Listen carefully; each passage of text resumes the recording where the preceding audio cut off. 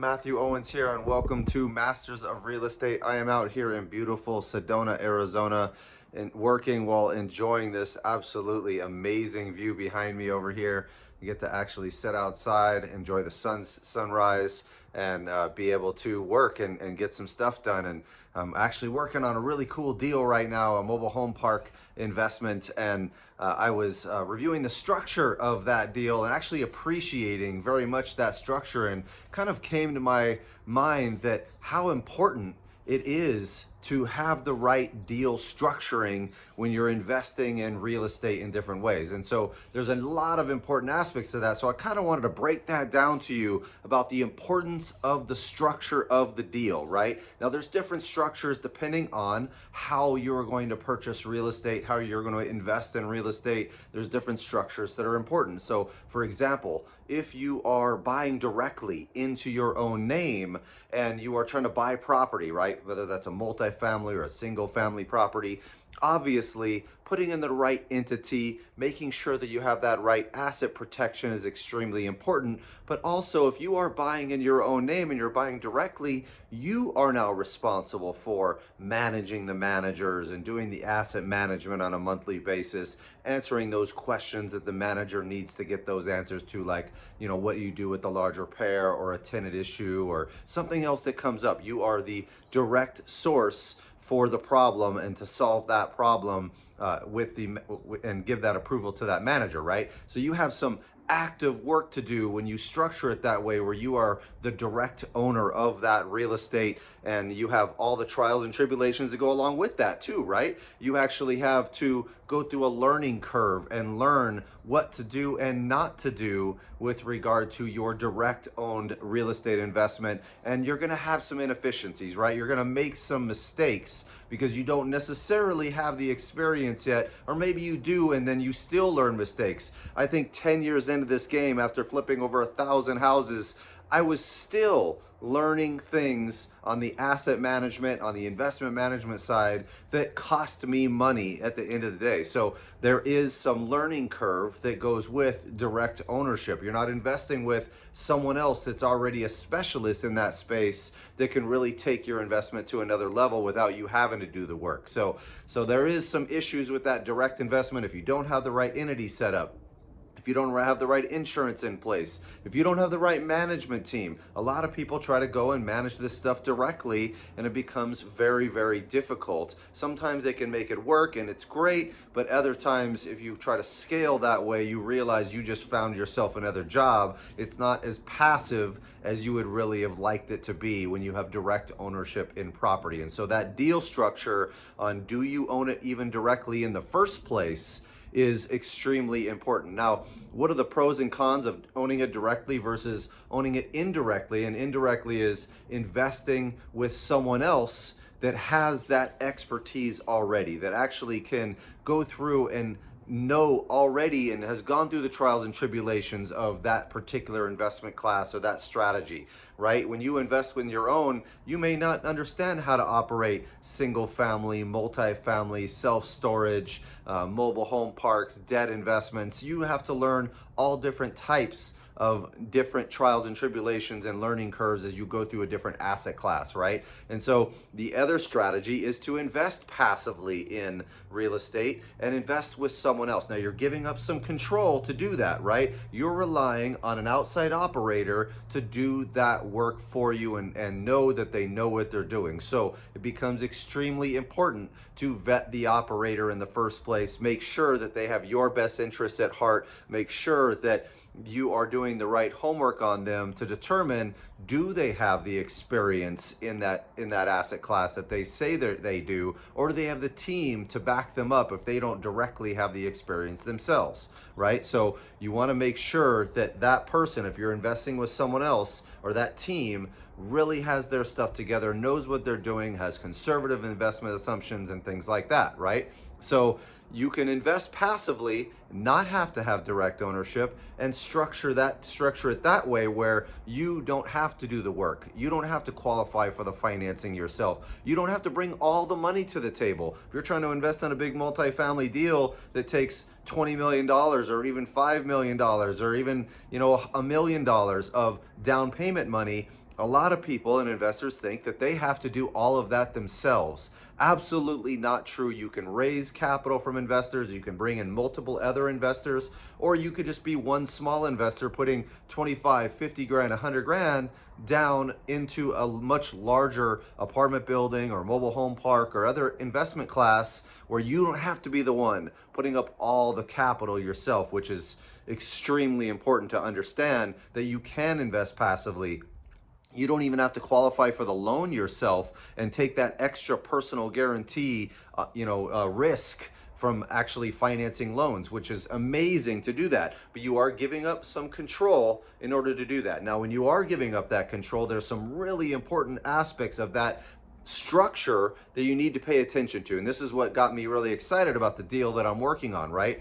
You always invest where there is what's called a preferred return involved, meaning the investors get paid first. So there's incentive for performance by that operator. If the operator goes out and does a horrible job and makes you a 2% return on your money or loses money, then that's not right that they should get paid either way, right? This happens a lot in stocks and bonds and mutual funds where brokers get paid whether you make money or not based off of those trades, right? That's the wrong incentive for performance. You need to make it sure that when you invest with other operators that you get paid first, then they get their splits and their profits afterwards.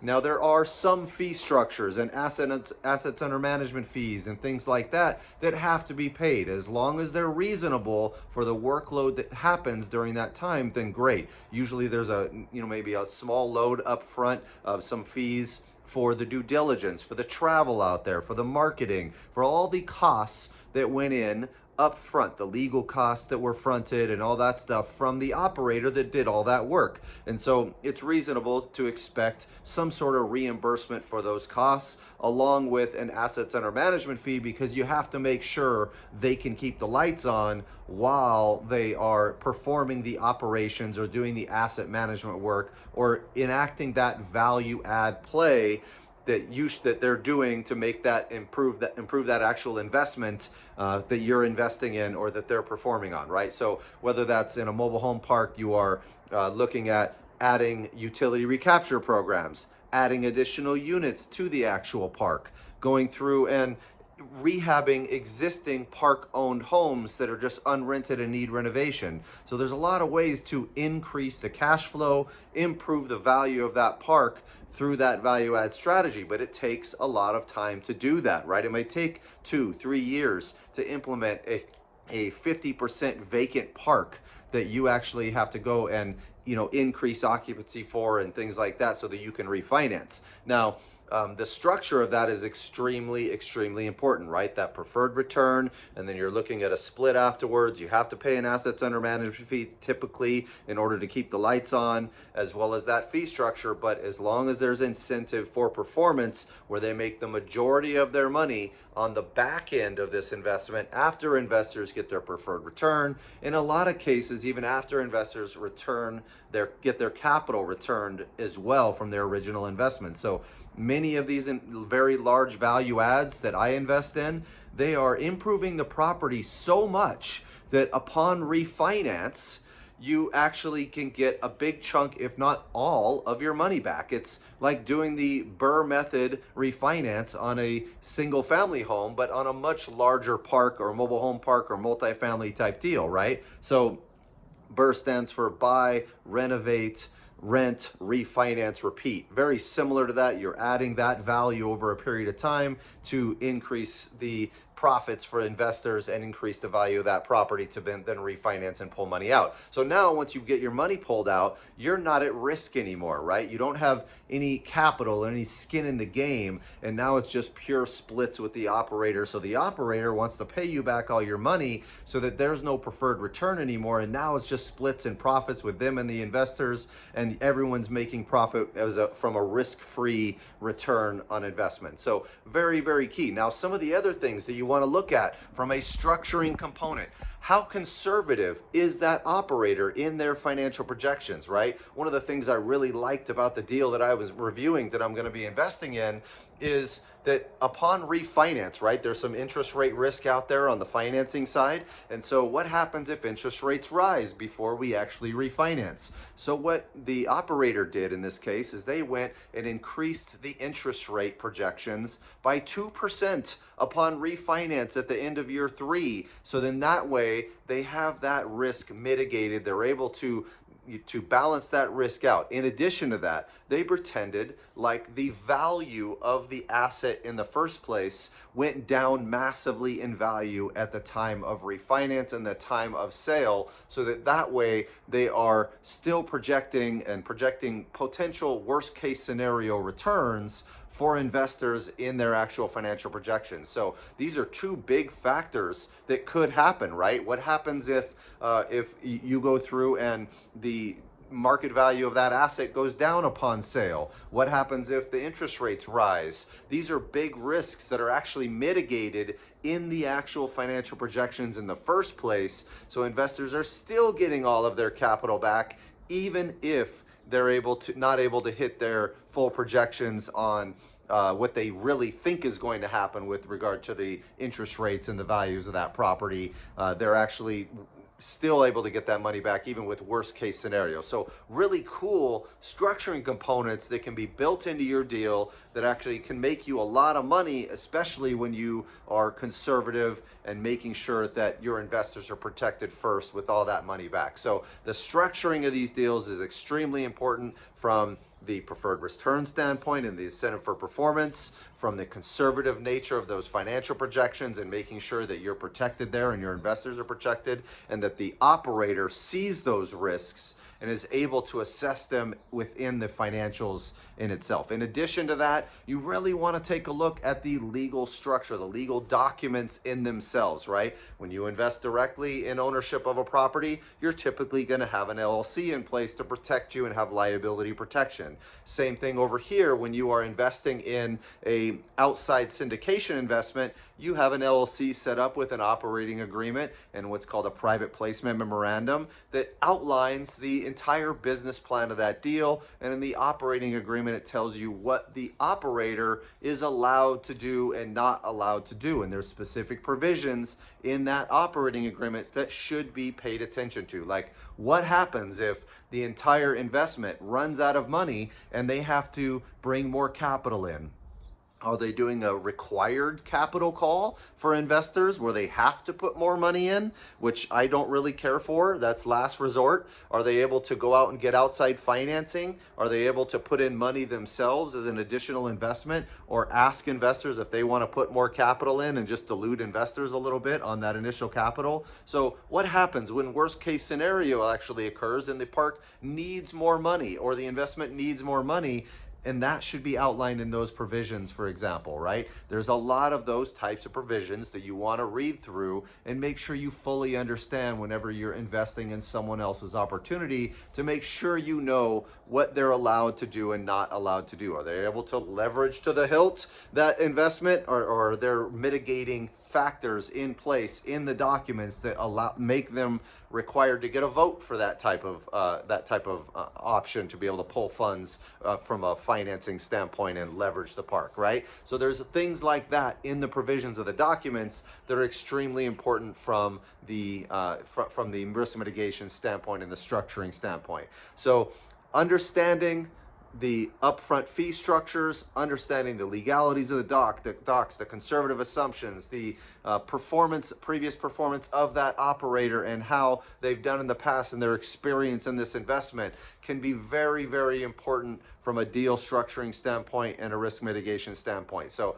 I hope you guys got a lot of information out of this. And if you guys want more information, please feel free to reach out at my website at Mathew Owens with one T in Matthew.com. So MathewOwens.com. And you can see all the different investment strategies we deploy in different ways and get to know us, find ways of helping each other, and look forward to working with you guys in the future soon. Talk to you soon. Bye-bye. Do you want to learn how to create financial freedom in your life through real estate and take your investing business to the next level? If so, you can follow us in one of the following ways. First, you can take one of our free webinars on how to analyze property, how to raise capital for real estate, and how to market and find deals. Three of the key pillars to becoming a successful real estate investor. Number two, you can join us on our mailing list where you'll get tips and tricks on real estate investing directly to your inbox. And number three, you can take our 6-month real estate course that teaches you every aspect of real estate investing you can think of, and more importantly, create financial freedom in your life through real estate investing strategies that I teach. If you want a master's in real estate in 6 months, this course is for you. We're going to go over how to raise money, promissory notes, syndications, fixing and flipping, buy and hold investing, tax and legal structures, self-directed retirement accounts, financial education, how to run a business, how to market and find your deals, and most importantly, how to create that financial freedom in your life so that you can stop trading your time for money and create passive real estate cash flow that you can live off of.